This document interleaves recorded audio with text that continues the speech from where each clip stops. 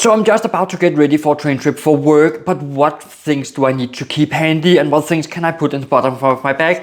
Well, I'll just focus on the things I need to keep handy in this. So let's dive right into it. And the first one is my phone. And why do I need to keep my phone handy? Well, most of you actually do have your phone handy, but at least in Denmark and in most of Europe, you can use Google Maps to actually monitor your trip and find out, all right, the train is delayed, or I didn't reach my train, oh no, what to do? Actually quite simple, because in Google Maps it will just tell you, all right, next train is there, and it will actually correct the route throughout the entire trip. So you will take the same route, but it will correct it depending on if you miss a train, if you come in delayed, then you can easily, oh, I have 30 minutes to the next train, I can just go in and buy some coffee and spend the time looking at what else is on this station. Another thing I like to keep handy is entertainment. You can either bring a tablet, sometimes I bring my tablet, or in this case where I'm going to Aarhus by train, I'll bring a book. This book is Notes on Nursing from Florence Nightingale, because I'm doing some research for my other channel, because I'm going to restart that, but enough about that.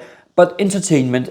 Also, sometimes I have a tablet along, I edit some photos, I edit some videos, or I read a good book on the tablet. I have a physical book with me.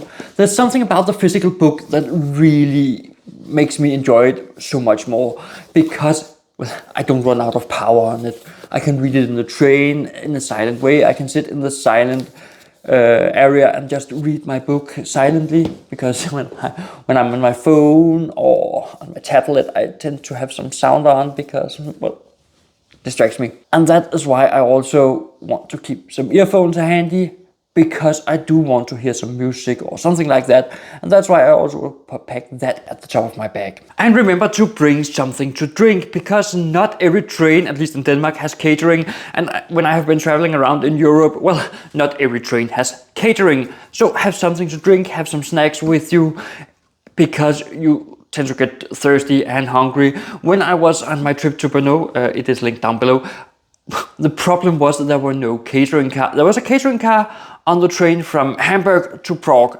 Great! I only had a payment card and their machine was, well, broken. So I had to go without eating until we reached Prague. Oh, all right.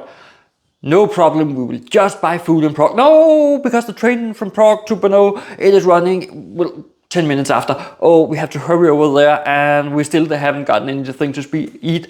Luckily for us, we were so lucky, because we got something to eat in that train. But we haven't gotten breakfast because we were planning on eating in the train, because there's something about sitting there looking out at the world going by and just sitting there eating your food. Oh, it's so pleasant. Me and my son had to go for mostly an entire day without eating, but at least we got it in the last train. And when we were to return, we have also booked a train from Prague to Berlin that should have had catering on it. Well, that wagon was not there. They forgot it.